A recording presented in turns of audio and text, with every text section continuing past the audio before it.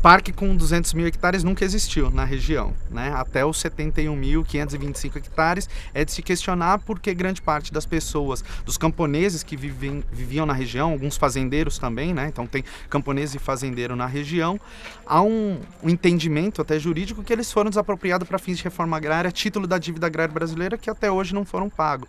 Muitos receberam pelas benfeitorias, né? Coisas que traduzido em reais dariam centavos, né? Tem alguns relatos, né? De alguns camponeses apropriados 70, 80 que mal deu para comprar um veneno, né? Se quisessem se suicidar. Então era o dinheiro de um lápis, de uma caneta, que hoje, traduzindo de alguns que eu tive acesso, daria 22 centavos que receberam por desapropriação. Então tem todo esse processo por trás que alguns não receberam. A partir desse entendimento, não se tem um parque de 200 mil, né? 71 mil no papel que conseguiu fazer a gestão e que a gente sabe que há alguns problemas hoje, né? Eu fiz um levantamento para chegar no da Canastra com relação aos outros parques nacionais. Até 2013, apenas 2 parques nacionais eram devidamente regularizados, né? Ou seja, que tinham cerca identificada, que tinham funcionários que faziam de fato a gestão ambiental e territorial dessas áreas. Então não é uma problemática exclusiva da Canastra, embora que tenha esse histórico da ditadura militar que a gente sabe que é bem emblemático, né? A Comissão da Verdade é muito importante nesse processo, né? A minha pesquisa, assim como de outros pesquisadores da Universidade Federal de Minas Gerais, da Federal de Uberlândia, de Lavras, da Unicamp, da Unesp, de Rio Claro, tem algumas pesquisas que mostram a problemática toda e a Comissão da Verdade instituída, né, no final de 2014, ela tem um papel muito importante para, de fato, né, reforçar toda essa violação que houve na região, né, sobretudo com os pequenos agricultores, camponeses que viviam na área dos 71 mil, que foram desapropriados no final da década de 70 e 80. Então, é um instrumento muito importante para efetivarmos, né, todo esse processo de reconciliação que está sendo discutido atualmente, né? Então, a Comissão da Verdade visa o quê? Investigar todos esses processos ocorridos na região e, obviamente, né, derrubar alguns mitos, né, algumas lendas que vêm, que a região não tem moradores ou que receberam por isso, e a gente sabe que não é bem assim a história, né? Teve muitos problemas e outros ainda continuam, infelizmente, sobre a égide da democracia, né? Então, os problemas continuam, né? 70 e 2014, 15, alguns problemas, sobretudo com relação aos discursos e alguns instrumentos legais, algumas multas, algumas legislações indicam que são diferentes os tipos de violência na região aqui que os camponeses sofrem. No decorrer da minha pesquisa, eu fiz esse levantamento, esse cuidado de entrevistar alguns moradores, começando por Delfinópolis, São Roque, Sacramento, né, nas áreas rurais e nas cidades também, aqui em São José do Barreiro. Então, fiz esse levantamento com os moradores mais antigos, né? Então, como eles viam o Parque Nacional da Serra da Canastra e quais eram os problemas que eles identificavam no primeiro momento, né? Portanto, no histórico da criação do parque, até 2010 e 11, onde concentrou grande parte das minhas entrevistas. Então, nesse caso, de fato, algumas propriedades que Polícia Federal e Exército não têm uma clareza, por ser um período da ditadura militar, né?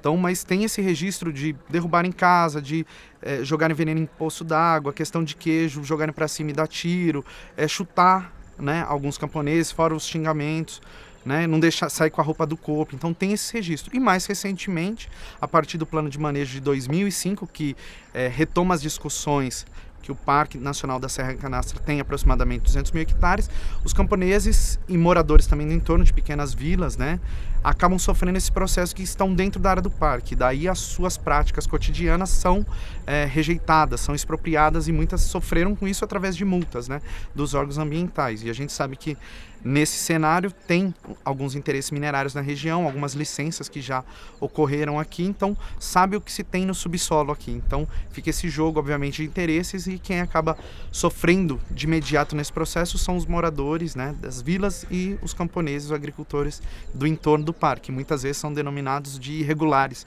por estar, em tese, dentro de um parque nacional. O título da minha dissertação é Regularização Fundiária e Expropriação Camponesa no Parque Nacional da Serra da Canastra, da baioneta à ponta da caneta. É uma fala que eu escutei de várias pessoas em diferentes momentos da pesquisa, e aquilo foi martelando nas transcrições da entrevista que eu tinha feito em 2010, 11, 12, algumas no início de 2013, aquilo foi. E quando, na redação final, discutindo também com colegas e a orientadora da pesquisa, aquilo ficou nítido, né? De fato, tinha um processo da ditadura militar muito violento com relação aos moradores da região, de um parque que não foi consolidado até hoje, né? Então tem problemas. E naquela época da ditadura militar, a violência era com esse instrumento, com essa arma, a baioneta, né?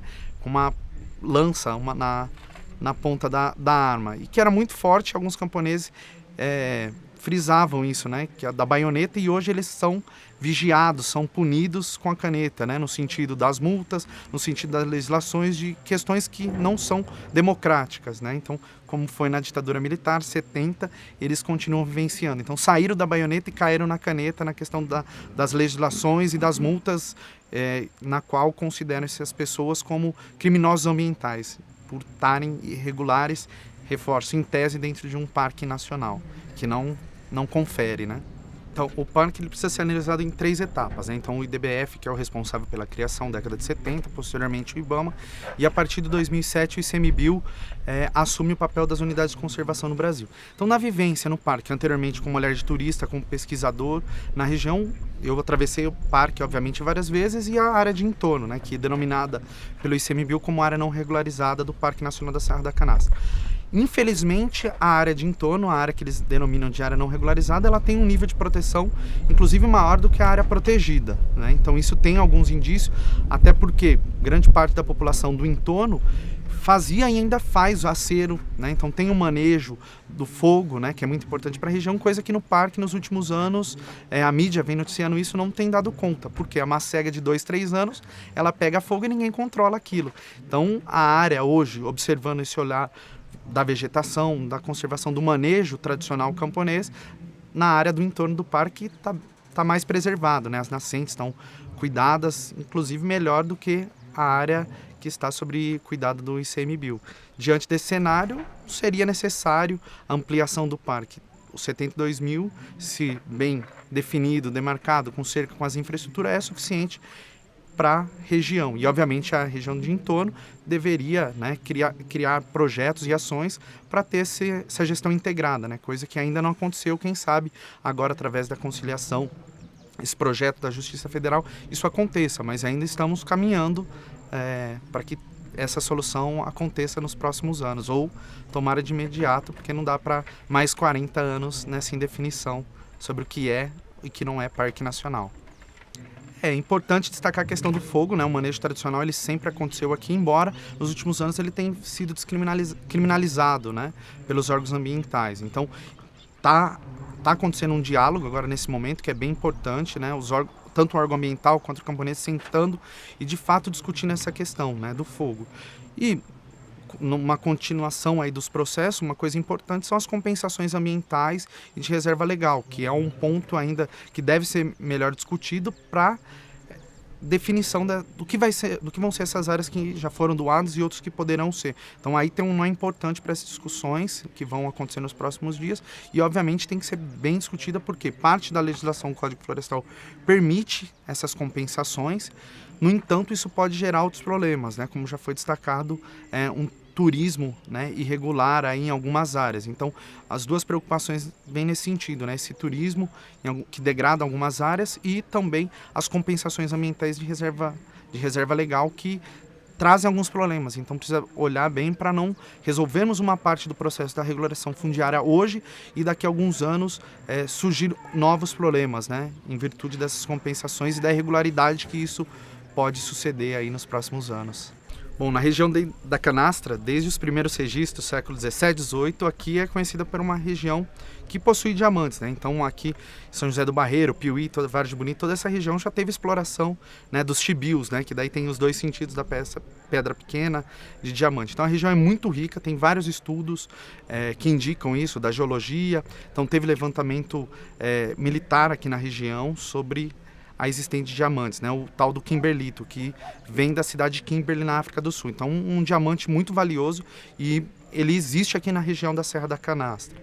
Então, tem 2 áreas já identificadas, já teve exploração legalizada aqui pelo IBAMA, que hoje está embargada, mas já teve liberação, e tem várias outras áreas de pesquisa de diamantes aqui na região. Então, tem alguns estudos que indicam, né, a Canastra 1 e o Canastra 8, que vão ser de acordo com a regularização, a devida regularização fundiária dessa unidade de conservação no entorno, elas podem vir a ser exploradas nos próximos anos, né, que daí colocaria o Brasil entre os maiores produtores de diamante do mundo. Então tem essa perspectiva e, obviamente, tem alguns estudos e tem outros interesses ocultos aí que não são tão ocultos nessa discussão todas, né, porque existe o diamante e tem o quartzito também explorado em áreas que já foram, em todos os desenhos, né, em todos os mapas temáticos do parque, essas áreas são excluídas, né, para que ocorra a exploração de diamantes e kimberlitos nessa ordem. São 2 projetos de leis existentes criados para a região da Canastra. Um que cria, né, ele regulariza uma parte que seria o Parque Nacional e criaria a APA da Serra da Canastra. A segunda proposta é sobre o Monumento Natural. O Monumento Natural é uma unidade de produção integral tal como um Parque Nacional. No entanto, pode existir propriedades privadas dentro dos seus limites. No Brasil, existe apenas uma no Espírito Santo, que não está devidamente regularizada, tem problema, alguns moradores daqui foram visitar, uma série de problemas, é uma realidade diferente da vivenciada na Canastra. Obviamente, as propostas, por um jogo de força e um desconhecimento de alguns representantes da região, isso acabou não indo para frente, não teve força política para aprovar essas regiões. E, obviamente, também nesses 2 momentos, desses 2 projetos, APA e Monumento Natural, teve uma resistência por parte do órgão ambiental, que parte das discussões não foram para frente. E, obviamente, uma parte dos camponeses querem permanecer no entorno de parque e não querem se situarem como uma unidade de conservação, seja ela de produção integral ou de uso sustentável, né? Então tem essa discussão também que eles estão no entorno, pagam seus impostos rurais e querem continuar com seu modo de vida na área de entorno de parque, como tem registro 100, 200 anos atrás. A minha dissertação de mestrado ela se encontra no banco de teses da USP, então teses.usp.br, a regularização fundiária e a expropriação camponesa na Serra da Canastra. Então ela está disponível, tem parte desses mapas, parte dessas discussões e muitas entrevistas, né, alguns anexos que revelam essas contradições e disputas década de 70 a 2012, onde se concentrou minha pesquisa aí nos últimos 3 anos sobre a região da Serra da Canastra.